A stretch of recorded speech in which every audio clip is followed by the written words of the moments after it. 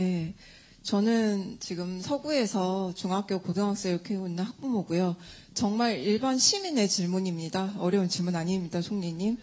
먼저 이런 대단한 자리를 만들어주신 저희 서구청장님께 감사의 인사 말씀드리고요. 제가 궁금한 점은 그겁니다. 항상 민주당의 지지 기반이자 텃밭인 광주 전라도권 시민들은 아마 다 그렇게 생각하실 것 같아요.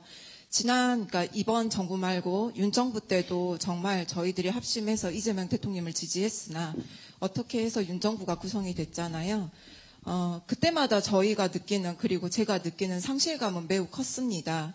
왜냐하면 민주당, 국민의힘 정당을 떠나서 어떠한 저희가 대부분의 정당의 시민들이, 일반 시민들이 칭찬하는 대통령이 선출이 돼서 그 정부가 5년간 국정을 너무 잘 이끌었는데 그 후에 들어선 정권들이 이 국정 현안들을 다 뒤집고 이거를 없애고 이러다 보니까 저희 나라가 어떻게 보면 이거는 정말 정치적인 세계인데, 제가 박정희 정권 시대 때를 배울 때는 학생 시절에 정말 나쁜 사람이라고 배웠지만 커서 생각을 해보면 오히려 길게 집권했던 정권 때 저희 나라가 눈부신 발전을 했던 것 같습니다.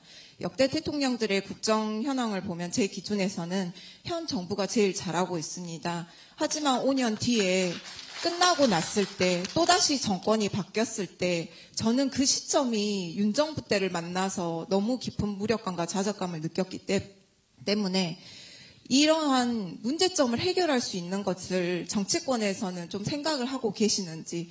솔직히 미국을 봐도 트럼프 정권 때. 알겠습니다. 알겠습니다. 저 역시 상주 서구에서 50년 살고 있습니다. 저는 제가 정치를 잘 모르나 문재인 대통령 정권에서 정권이 국민의힘으로 넘어갔을 때는 마지막에 부동산 정책, 금융 정책의 실패의 원인이라고 생각하거든요.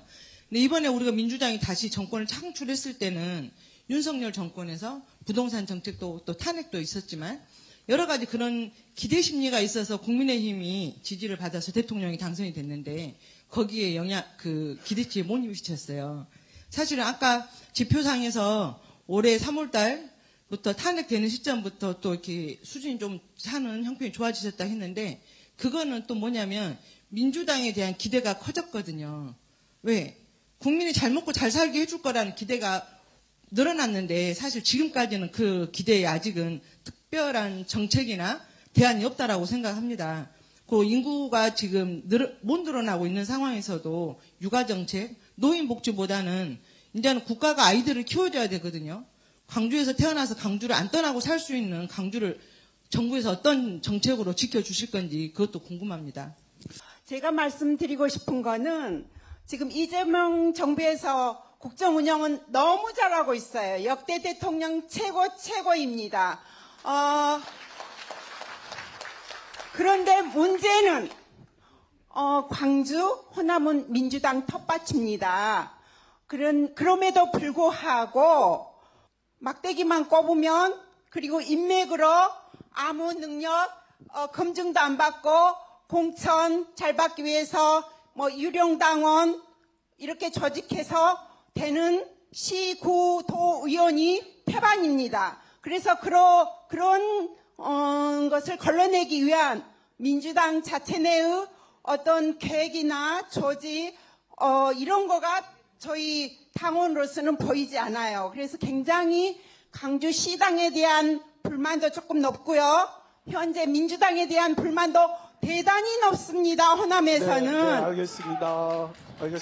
그래서 당대표 체제 하에 이런 점을 어떻게 꾸려나갈 것인가. 내년 지선에 민주당 텃밭이라고 해서 굉장히 수월하지만은 않을 것 같아요. 네, 알겠습니다. 조국당도 나오고요. 다른 기타 당도 나오고 무소속 능력 있는 사람 뽑고 싶어요. 민주당 아니더라도. 알겠습니다. 그럴 정도로 민주당에 불만이 많다는 점 꼭 총리님께서 기억하시고 광주에 이런 문제가 내부에 상당하다라는 것을 알고 가셨으면 좋겠습니다. 네, 감사합니다. 고맙습니다. 감사합니다.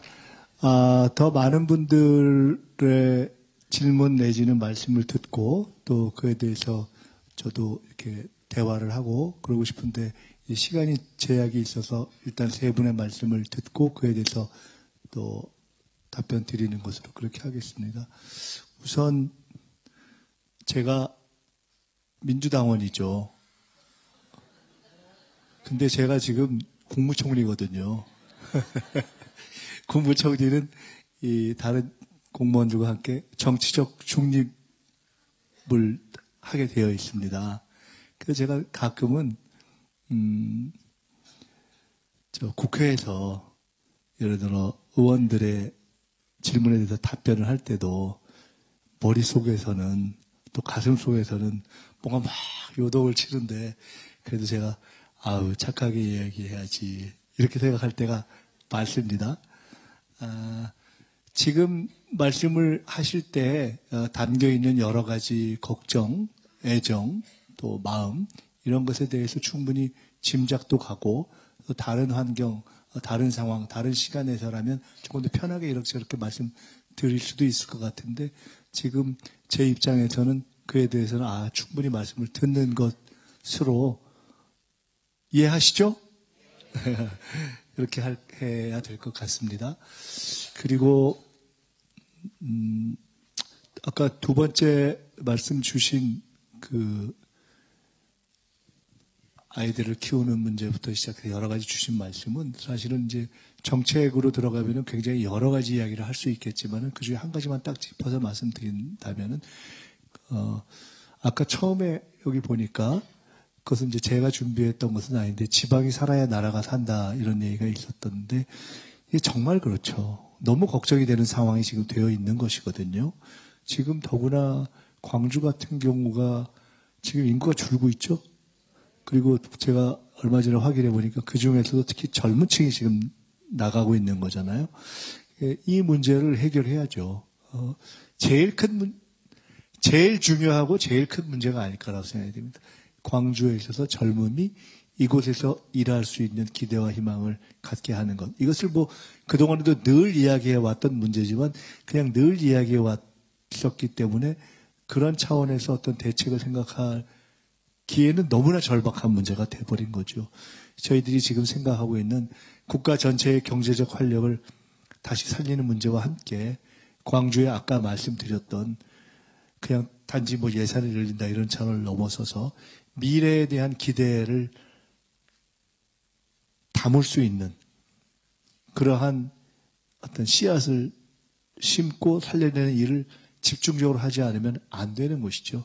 지금 저희들이 함께 판단한 광주시와 또 광주 출신의 의원님들과 중앙정부와 대통령님께서 머리를 맞대고 함께 판단한 그러한 방책들, 가령 AI 실증이라든가 또는 모빌리티를 실제로 할 수 있는 그런 도시, 전국에서의 대표 도시를 만든다든가 이런 제가 얼마 전에 지난주에 왔을 때는 여기 기아차를 갔었거든요. 그런 것들이 하나하나가 다시 이 젊음들이 일할 수 있고 가슴이 뛸 수 있는 그런 미래를 만들어내게 했으면 좋겠습니다. 그 일에 저희가 전력을 다하겠다 하는 말씀을 드리고요. 그것을 제일 중요한 이 지역에서의 경제의 활력을 살리는 것을 제일 중요한 일로 생각하면서 나머지들을 풀어가겠다 하는 말씀을 드립니다. 처음에 주셨던 질문은 결론적으로는 그 말씀 중에 지금 이재명 정부가 제일 잘하고 있다. 그거는 진심이시죠?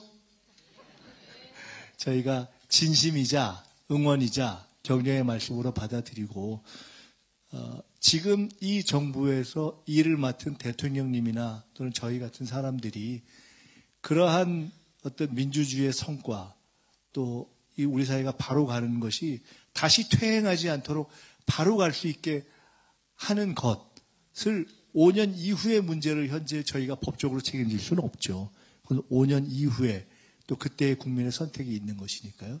근데 지금 아마 주신 말씀은 그 기조가 현재의 이 정부의 기조가 쭉 이어져 갔으면 좋겠다라는 말씀일 것이라고 생각하고 아마 대통령님도 그렇고 저희도 그렇고 저희가 할 수 있는 최선은 여기 지금 당에서 민주당에서 그 가치를 지키기 위해서 애쓰고 계신 국회의원님, 시장님들이 계시지만